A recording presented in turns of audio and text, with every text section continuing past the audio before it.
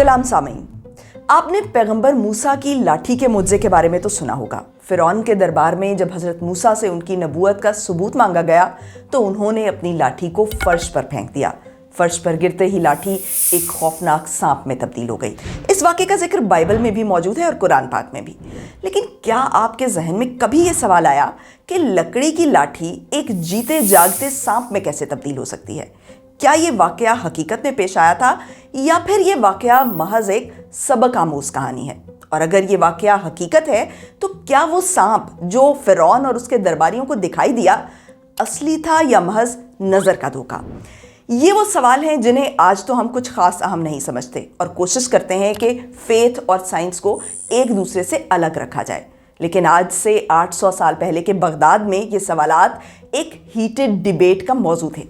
ये वो ज़माना है जिसे इस्लाम का गोल्डन एज कहा जाता है। मिरेकल्स के बारे में ये जो डिबेट थी, इसमें एक तरफ उस ज़माने के फिलोसोफर्स और साइंटिस्ट थे, जबकि दूसरी जानिब मजहबी उलमा थे जिनको लीड कर रहे थे इमाम गजाली। मुअज्जिज़ात की साइंस के बारे में गजाली का मौक़िफ़ बहुत अनोखा था। गजाली का मानना था कि लकड़ी का सांप में तब्दील होना कोई गैर मामूली या हैरत अंगेज बात नहीं है, क्योंकि ये वाक़या कोई सुपर नेचुरल इवेंट नहीं बल्कि दीगर मज़ाहिर फितरत की तरह ये भी एक नेचुरल फिनोमेना है। अपनी किताब तहफ़्फ़ुतुल फ़िलासफ़ा में गजाली बाकायदा एक साइंटिफिक मैकेनिज़्म प्रपोज करते हैं जिसके ज़रिए लाठी और सांप को आपस में इंटर कन्वर्ट किया जा सकता है। और सिर्फ यही एक मिरेकल नहीं बल्कि दीगर तमाम मोज़े भी गजाली के नज़दीक नेचुरल प्रोसेसेस हैं जिन्हें ऐसे ही एक्सप्लेन किया जा सकता है जैसे हम चांद ग्रहण, सूरज ग्रहण या बारिश को एक्सप्लेन करते हैं। ये वो इंटरप्रिटेशन थी मिरेकल्स की जिसने आज से 800 साल पहले की इस्लामिक वर्ल्ड में साइंटिफिक प्रोग्रेस के अमल को मुकम्मल तौर पर रोक दिया था। और आज भी पाकिस्तान के मजहबी तबकात की साइंस दुश्मनी के पीछे इन ख्यालात का असर देखा जा सकता है। ये ख्यालात क्या हैं? आज की वीडियो में हम इसी पर बात करेंगे। शाबाश, साइंसदान जो कहेंगे हम मानेंगे। न्यूटन, ट्यूटन और ये आइंस्टाइन वगैरह ये हमारी कोई दलील हुज्जत नहीं है। ये साइंस में तरक्की नहीं करनी चाहिए। साइंस में तरक्की नहीं करनी, अभी साइंस में तरक्की नहीं, अभी सिर्फ निज़ाम मुस्तफ़ा में तरक्की करनी चाहिए। ये गलत है बेटा। साइंस की ये थ्योरी जो है ना, ये दुरुस्त नहीं है। असल जो थ्योरी है ना वो कुरान और हदीस वाली है। The miracles of the awliya, the people that are close to Allah subhanahu wa ta'ala. Anyone that rejects them, we reject him.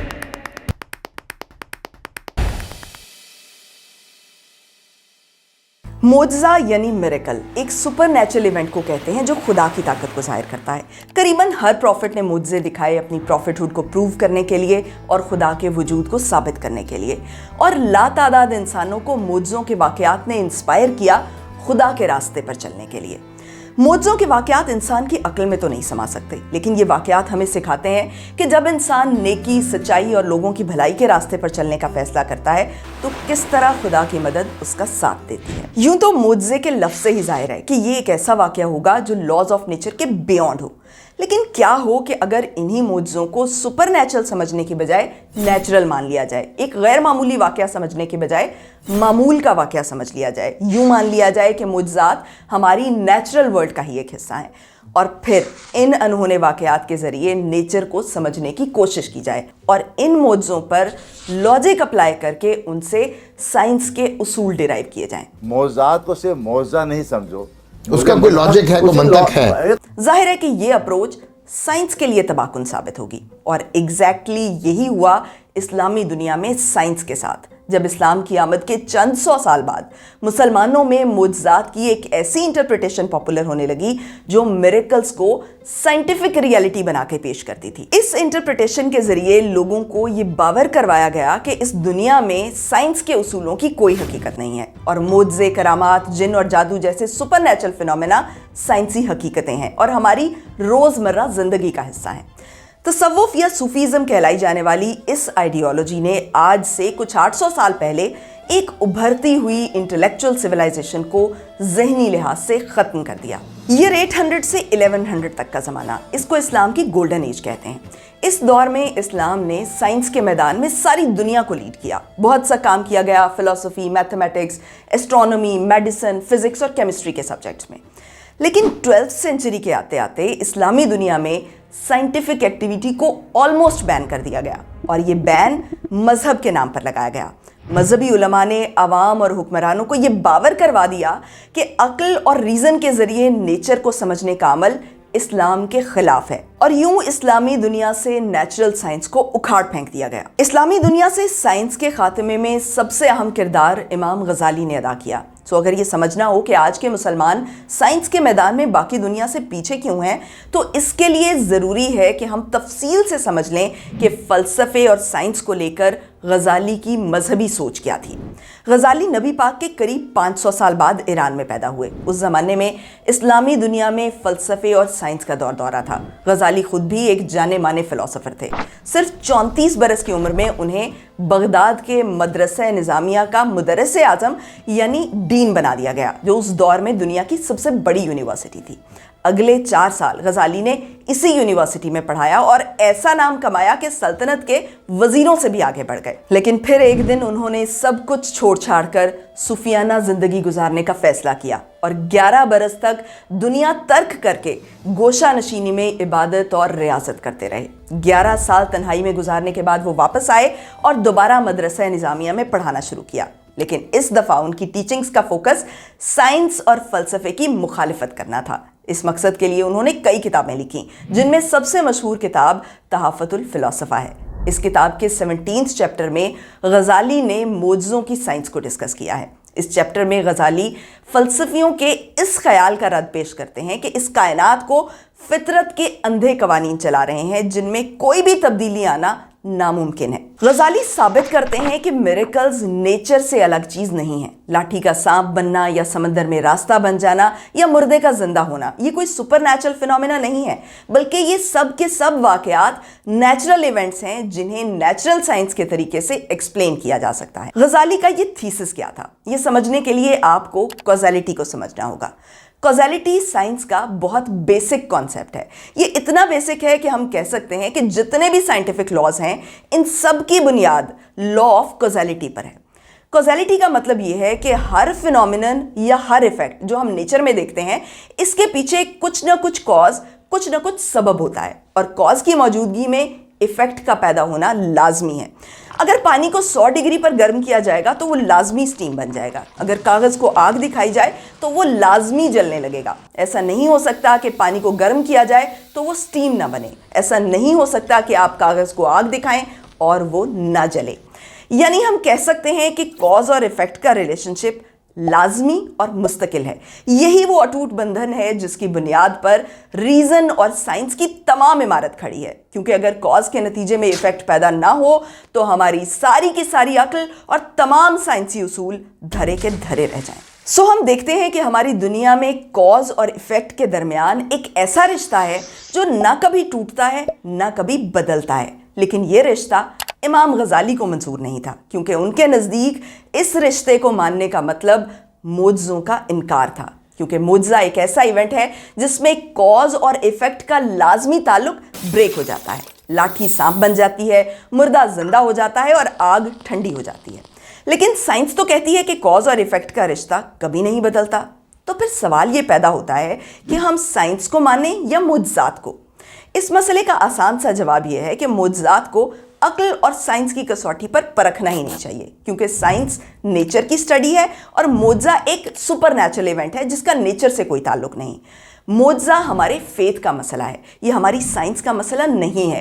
Faith और साइंस का दायराकार अलग है और इन्हें अलग ही रखना चाहिए। लेकिन ये सादा सा जवाब गजाली के लिए काबिल कबूल नहीं था। एक आलिम होने के साथ साथ गजाली एक फ़िलासफ़र भी थे। मोजज़ों पर महज ईमान ले आना उनके लिए काफ़ी नहीं था। वो चाहते थे कि मोजज़ों को एक साइंटिफिक रियलिटी के तौर पर भी माना जाए, जिसके लिए ज़रूरी था कि मोजज़ों को अक्ल से बालातर साबित करने के बजाय अक्ल के मुताबिक साबित किया जाए। और इसके लिए गजाली ने जो तरीक़ाकार इख्तियार किया वो ये था कि उन्होंने कॉज़ैलिटी के तसव्वुर को ही झुटला दिया और ये दावा किया कि कॉज और इफ़ेक्ट के दरमियान सिरे से कोई रिलेशनशिप नहीं होता। गजाली लिखते हैं, हमारे नज़दीक कॉज और इफेक्ट में कोई लाजमी ताल्लुक नहीं है। कोई सी दो चीज़ें लो, जैसे पानी पीना और प्यास बुझना, खाना खाना और पेट भरना, आग से मस होना और जलना, सूरज निकलना और रोशनी होना, सर कटना और मौत वाक़ होना, और दवा लेना और शिफा मिलना। इन अफ़ाल का एक दूसरे के साथ कनेक्शन सिर्फ और सिर्फ खुदा की मर्जी पर डिपेंडेंट है। खुदा चाहे तो खाना खाए बगैर ही भूख मिट जाए, सर कटे बगैर मौत आ जाए, या सर कटने के बावजूद इंसान जिंदा रहे। अपने इस मौकिफ की वजाहत गजाली एक मिसाल के जरिए करते हैं। ये मिसाल है रुई का जलना जब इसे आग छुए। गजाली लिखते हैं, हम ये जायज़ रखते हैं कि आग और रुई यकजा भी हों और रुई ना जले, और हम ये भी जायज़ रखते हैं कि रुई को आग छुए भी नहीं और वो जलकर खाकिस्तर हो जाए। यहाँ ये समझना ज़रूरी है कि गजाली ये दावा अकीदे की बुनियाद पर नहीं बल्कि अक्ल की बुनियाद पर करते हैं। गजाली लिखते हैं कि जब रुई को आग में डाला जाए तो उस वक्त अक्लन ये मुमकिन है कि आग रुई को ना जलाए। गजाली का आर्गुमेंट ये है कि दो इवेंट्स का साथ साथ मौजूद होना ये साबित नहीं करता कि एक इवेंट दूसरे इवेंट के नतीजे में वाक़ हुआ। मिसाल के तौर पर अगर आप घर से बाहर निकलें और साथ ही बारिश शुरू हो जाए तो आप ये नहीं कह सकते कि बारिश इस वजह से हुई क्योंकि आपने घर से बाहर कदम रखा। आप ज़्यादा से ज़्यादा ये कह सकते हैं कि आपका घर से निकलना और बारिश का होना, ये दोनों इवेंट्स एक ही वक्त में यके बाद दीगरे वकू पजीर हुए। लेकिन इंसानी जहन में एक फ्लॉ है, और वो फ्लॉ ये है कि जब इंसान एक वाक़े के फौरी बाद दूसरा वाक़या होते हुए देखता है तो वो इन वाक़यात को कॉज और इफ़ेक्ट समझने लगता है। और यही वजह है कि इंसान इस तरह के कॉज एंड इफ़ेक्ट रिलेशनशिप पर भी यकीन कर लेते हैं कि काली बिल्ली के रास्ता काटने से मुसीबत आती है या कैंची के चलाने से झगड़ा होता है। हालांकि इस तरह के कॉज एंड इफ़ेक्ट की हैसियत वहम से बढ़कर कुछ नहीं होती। बिल्कुल इसी तरह ये भी एक वहम है कि आग दिखाने से रुई जल उठती है। इस मामले में भी हमारी वाहिद ऑब्जर्वेशन ये है कि आग और रुई का टच होना और रुई का जलना, ये दोनों इवेंट्स यके बाद दीगरे वकू पजीर होते हैं। लेकिन ये सोचना कि आग ने रुई को जलाया महज एक वहम है। आग रुई को नहीं जलाती बल्कि जलाने का फाइल खुदा है। बकौल गजाली रुई इस वजह से जलती है कि खुदा बराह रास्त या फरिश्तों के जरिए मुदाखलत करके रुई को जलाता है। और सिर्फ रुई का जलना ही नहीं बल्कि इस कायनात का हर वाक़या सिर्फ और सिर्फ खुदा की मर्जी के ताबे है। और कायनात में खुदा की मुदाखलत इस हद तक है कि गोया खुदा हर लम्हे में तमाम कायनात को ख़त्म करके इससे अगले लम्हे में मुकम्मल कायनात दोबारा तख्लीक कर रहा है। और अगले लम्हे की कायनात कैसी होगी ये सिर्फ खुदा ही जानता है। हत्ता कि एक हरकत करते हुए तीर के मुतालिक हम ये पेशेनगोई नहीं कर सकते कि अगले लम्हे में वो तीर कहाँ होगा, क्योंकि खुदा इस तीर को लम्हा ब लम्हा एक पोजीशन में ख़त्म करके अगली पोजीशन में दोबारा तख्लीक कर रहा है। और खुदा ये तख्लीक किसी साइंसी उसूल के तहत नहीं बल्कि अपनी विल के मुताबिक करता है। और अगर इस कायनात के वाक़यात हमें साइंसी उसूलों की पैरवी करते नज़र आते हैं तो दरअसल ये तरतीब भी खुदा की मर्जी का ही अक्स है। लेकिन ये तरतीब, ये साइंसी उसूल हरफ आखिर नहीं जिसमें कोई तब्दीली नहीं हो सकती। खुदा किसी मंतकी या साइंसी उसूल का कैदी नहीं है। जब तक खुदा चाहता है कॉज और इफ़ेक्ट आम रूटीन के मुताबिक ज़ाहिर होते रहते हैं, और जब खुदा की मर्जी बदल जाती है तो कॉज और इफ़ेक्ट की रूटीन भी बदल जाती है। सो जब नमरूद ने इब्राहिम को आग में फेंका तो आग इब्राहिम को नहीं जला सकी, क्योंकि जलाने की कुदरत आग में नहीं थी बल्कि अल्लाह की रज़ा में थी। और अल्लाह की रज़ा ही नेचर का वाहिद साइंसी उसूल है। खुदा चाहे तो नेचर अपनी रूटीन फॉलो करती रहे, और खुदा चाहे तो यही नेचर मुआज़ात ज़ाहिर करने लगे। लिहाजा मुआज़ों के वाक़यात नेचर की खिलाफ वर्जी नहीं बल्कि नेचर के ऐन मुताबिक हैं। यहाँ एक और सवाल पैदा होता है कि अगर मुआज़े नेचुरल इवेंट्स हैं तो फिर मुआज़ों के वकू पजीर होने का कोई तरीक़ाकार होना चाहिए, बिल्कुल ऐसे जैसे बारिश बरसने या चांद ग्रहण लगने का मैकेनिज़्म होता है। अपने थीसिस में गजाली इस सवाल को भी एड्रेस करते हैं और कई एक मुआज़ों का साइंटिफिक मैकेनिज्म प्रपोज करते हैं। मिसाल के तौर पर गजाली बताते हैं कि मुर्दों को जिंदा करने के मुआज़े के पीछे क्या साइंस है। गजाली लिखते हैं कि ये एक कॉमन ऑब्जर्वेशन है कि मरने के बाद जानवर मिट्टी हो जाते हैं, फिर इस मिट्टी से पौधे बनते हैं। ये पौधे जब जानवर खाते हैं तो वो खून में तब्दील हो जाते हैं, खून से स्पर्म बनते हैं, स्पर्म मदर वूम में दाखिल होकर फिर से एक जानवर बनाते हैं, और यूं एक लिहाज से कुदरती तौर पर मुर्दा दोबारा जिंदा हो जाता है। अब मुआज़े के दौरान खुदा सिर्फ ये करता है कि वो इस प्रोसेस को स्पीड अप कर देता है, और हमें लगता है कि मुर्दा पलक झपकते में जिंदा हो गया। और चूंकि इस प्रोसेस के नॉर्मल ड्यूरेशन का तयन भी खुदा ने ही किया था, सो इसे स्पीड अप करना भी खुदा के लिए मुश्किल नहीं है। और ये एक्चुअली टाइम ड्यूरेशन है जिसकी मुद्दत में घटाओ और बढ़ाओ मुआज़े की तश्कील करता है। बिल्कुल इसी तरह गजाली लाठी के सांप बनने के मुआवजे को भी एक्सप्लेन करते हैं।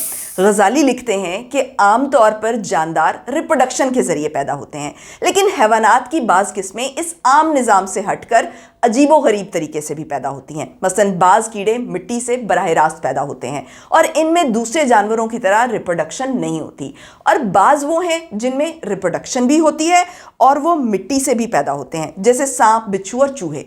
अब चूंकि लकड़ी भी मिट्टी से बनी है और गजाली के मुताबिक सांप बिच्छू भी मिट्टी से पैदा हो जाते हैं, लिहाजा सांप, मिट्टी और लकड़ी एक दूसरे में कन्वर्ट किए जा सकते हैं। खुदा सिर्फ ये करता है कि वो मिट्टी के लकड़ी में तब्दील होने और मिट्टी के सांप में तब्दील होने के लिए दरकार मुद्दत में कमी कर देता है, और यूं हमारी आंखों के सामने पलक झपकते में लाठी सांप बन जाती है और सांप फिर से लाठी बन जाता है। सो ये वो आर्गुमेंट था जिसके जरिए गजाली ने साबित किया कि मोज़े कोई अनहोनी हैपनिंग्स नहीं बल्कि नेचर का ही एक हिस्सा है। लेकिन ऐसा करने में गजाली ने रियलिटी की तमाम शक्ल ही बदल डाली। कॉज़ैलिटी को गलत साबित करके गजाली ने साइंस के तमाम उसूलों की नफ़ी कर दी और नेचर के कवानीन डिस्कवर करने को बेकार का काम साबित कर दिया। जल्द ही गजाली के ख्यालात मुसलमानों में पॉपुलर होने लगे और जहां जहां गजाली के अफकार पहुंचते गए वहां वहां साइंस का खात्मा होता गया। साइंस का खात्मा गजाली के नज़रियात को मानने का लाजमी नतीजा था, क्योंकि अगर नेचर किसी उसूल की पाबंदी नहीं करती और किसी भी कॉज से कोई भी इफेक्ट पैदा किया जा सकता है, तो इस तरह की क्योटिक नेचर को समझना मुश्किल ही नहीं, नामुमकिन है। गजाली के नज़रियात को मानने का एक दूसरा नतीजा ये था कि मुसलमानों ने तसव्वुफ को मुतबादल साइंसी हकीकत के तौर पर अपना लिया और साइंटिफिक डिस्कोर्स की जगह सूफियाना तौर तरीकों पर अमल करना शुरू कर दिया, क्योंकि अगर कॉज और इफेक्ट के दरमियान वाहिद रिश्ता खुदा की मर्जी है और खुदा की मर्जी के जरिए किसी भी कॉज से कोई भी इफेक्ट बरामद किया जा सकता है, तो फिर नेचर की तस्खीर के लिए हमें सिर्फ खुदा की ज़ात पर गौर व फिक्र करने की ज़रूरत है। सूफिया कहते हैं कि जब इंसान पूरे खुलूस के साथ खुदा के जिक्र में मगन रहता है तो बिल आखिर वो इस मंजिल पर पहुंच जाता है जिसे फना फिल्ला की मंजिल कहा जाता है, यानी खुदा की ज़ात में फना हो जाना। और जब इंसान फना फिल्ला की मंजिल पर पहुंच जाए तो सूफियों के मुताबिक नेचर का तमाम इल्म और नेचर की तमाम पावर्स उसके कदमों में होती हैं और वो कोई भी मेटाफिजिकल करामात दिखा लेता है। यही वजह है कि सूफिया की बायोग्राफीज माफौकुल फितरत वाकयात से भरपूर होती हैं, जहां कोई हवा में उड़ता है, कोई पानी पे चलता है और कोई सूरज को करीब लाकर खाना बनाता है। और साफ जाहिर है कि अगर किसी इंसान के पास ऐसी मिरेकुलस टेक्नोलॉजी मौजूद हो तो उसको क्या ज़रूरत है कि वो साइंसी तहकीक जैसे छोटे मोटे कामों पर तवज्जो दे।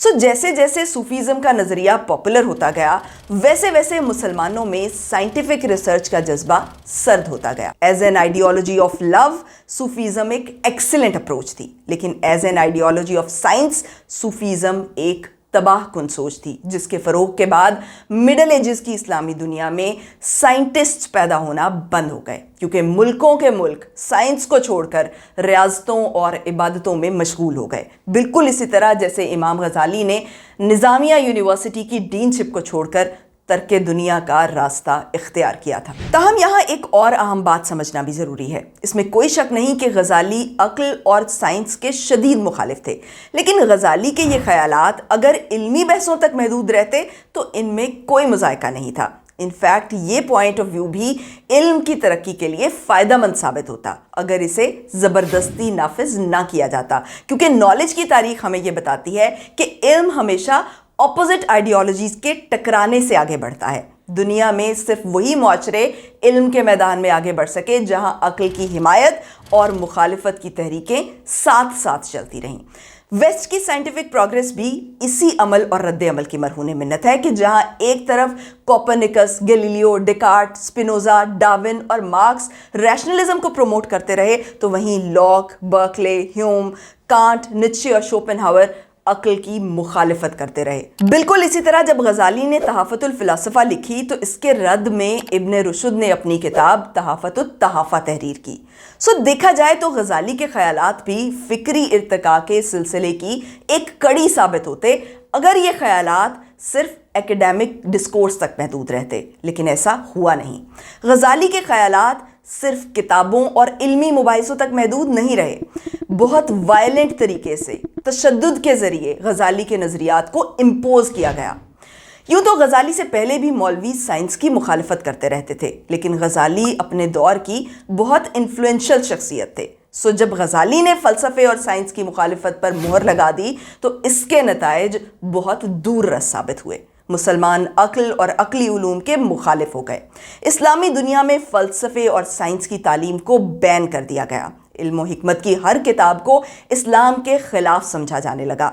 फ़लसफ़ियों और साइंसदानों पर ज़मीन तंग कर दी गई। जब किसी पर फ़लसफ़ा पढ़ने का इल्ज़ाम लगता तो उसके साथ ऐसा ही सलूक होता जैसा कि आजकल पाकिस्तान में तौहीन का इल्ज़ाम लगने पर होता है। जब ये कहा जाता कि फ़लाँ शख्स फ़लसफ़ा पढ़ता है तो अवाम उसको ज़िंदीक़ कहते, और अगर उसके मुंह से कोई ऐसी बात निकल जाती कि जिसे अवाम मज़हब के ख़िलाफ़ समझते तो बादशाह को इत्तला पहुँचने से पहले ही उसको पत्थर मार मार कर मार देते या आग में जला देते। उलमा की जानिब से बाकायदा फतवे जारी किए जाते कि जो शख्स फ़लसफ़ा पढ़े उसे कत्ल कर दिया जाए। 1200 AD में दमिश्क का दारुल हदीस अशरफिया हदीस के इल्म का सबसे मोतबर इदारा था। इस इदारे के सरबराह इब्ने सलाह से पूछा गया कि क्या मंतक और फ़लसफ़ा पढ़ना जायज़ है, तो इसके जवाब में इब्ने सलाह ने फतवा दिया कि फ़लसफ़ा हिमाकत की बुनियाद और उलझनों, गलतियों और कुफ्र का बायस है। जो शख्स फ़लसफ़ा पढ़ता है वो मज़हब की खूबसूरती को नहीं देख सकता, और चूंकि मंतक फ़लसफ़े तक पहुंचने का ज़रिया है इसलिए मंतक पढ़ना भी हराम है। तो जिस शख्स के बारे में इत्तला मिले कि वो फ़लसफ़ा पढ़ता है तो या तो उसका सर कलम कर दिया जाए या उसे ज़बरदस्ती इस्लाम कबूल करने पर मजबूर किया जाए, ताकि ज़मीन को ऐसे लोगों और उनके उलूम से पाक रखा जा सके। 1146 में सलाहुद्दीन अयूबी ने बादशाह बनने के बाद अपनी सल्तनत में गजाली के अकायद ताकत के जोर पर नाफिज किए। 1160 में अब्बासी खलीफा अल-मुस्तंजद के हुक्म से एक काजी के कुतुब खाने में फ़लसफ़े की जितनी भी किताबें थीं, ख़ासतौर से इब्ने सीना और इख्वानुस सफ़ा की किताबें, उन सब किताबों को आग लगा दी गई।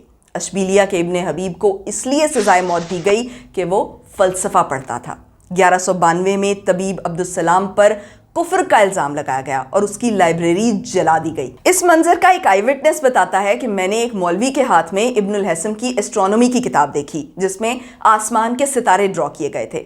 मौलवी ने इन सर्कल्स को दिखाया और कहा, ये देखो किस कदर रंज की बात है, किस कदर आफत है, कितनी बड़ी मुसीबत है, और किताब को फाड़ कर आग में फेंक दिया। उंदलस में अल मंसूर ने एक खास डिपार्टमेंट इस गर्ज से कायम किया कि फ़लसफ़े और मंतक की किताबें हर जगह से इकट्ठी की जाएं और जला दी जाएं, और जो लोग फ़लसफ़े की तालीम में मशगूल हों उन्हें सज़ा दी जाए। अल मंसूर के हुक्म पर मशहूर फ़लसफ़ी इब्न रुशद पर करतबा की मस्जिद में मजमे के सामने मुकदमा चलाया गया, जिसमें काजी ने ऐलान किया कि इब्न रुशद मुल्हिद और बेदीन हो गया है। इब्न रुशद को मस्जिद के एक सुतून से बांध दिया गया और आते जाते नमाजी उसके मुंह पर थूकते रहे। इस तजलील के बाद इब्न रुशद को जला वतन कर दिया गया। सामीन, ये वो तारीख है जिसे हमारी किताबों में नहीं पढ़ाया जाता। हमें ये तो बताया जाता है कि हमारे असलाफ साइंस के मैदान में बहुत आगे थे, जिन्होंने बहुत सी किताबें लिखी, लेकिन हमें ये नहीं बताया जाता कि साइंस पर रोक लगाने वाले और साइंसी किताबों को जलाने वाले भी हमारे असलाफ ही थे। हमें ये तो पढ़ाया जाता है कि हलाकू खान ने बगदाद की किताबों को दजला में फेंकवाया तो इन किताबों की स्याही की वजह से दजला के पानी का रंग बदल गया, लेकिन हमें ये नहीं बताया जाता कि जो किताबें हलाकू खान ने दरिया में फेंकवाई थीं वो ज़्यादातर फ़िक़्ह की किताबें थीं, क्योंकि साइंस और फ़लसफ़े की किताबों को मुसलमान पहले ही जला चुके थे। तारीख की इसी डिस्टॉर्शन की वजह से हम आज तक ये नहीं जान सके कि मुसलमानों के ज़वाल का असल सबब अपनों की गद्दारी और गैरों की साजिश नहीं थी, बल्कि हमारे डाउनफॉल की असल वजह यह थी कि हमारे मजहबी उलमा अक्ल और साइंस के मुखालिफ हो गए थे।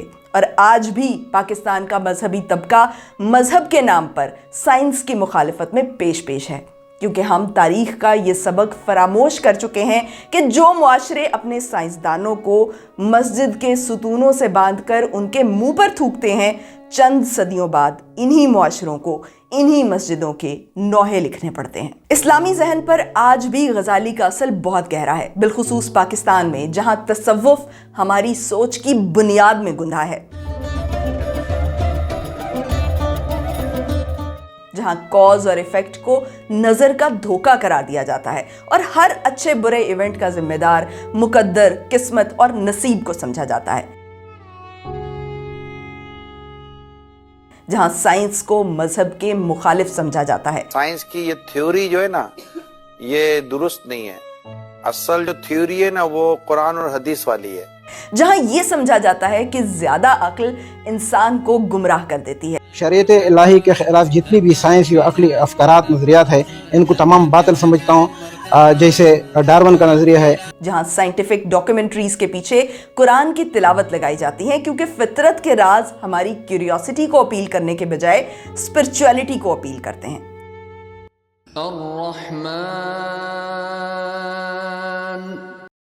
जहां वजीफों, तावीज़ों, जादू और जिन्नात को नेचुरल रियलिटी माना जाता है।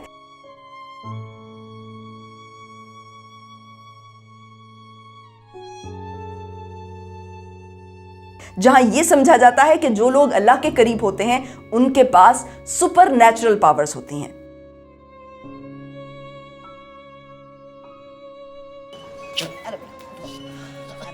और जहां मोजज़ों को साइंस के जरिए साबित किया जाता है। हुजूर ने सूरज से दोबारा निकाला। अब इस चीज को साइंटिफिक में समझा रहा हूं।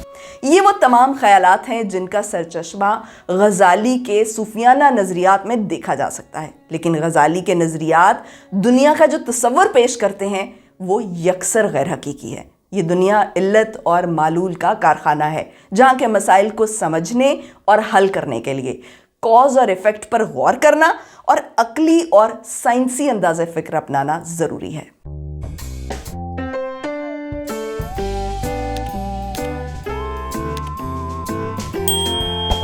बहुत बहुत शुक्रिया।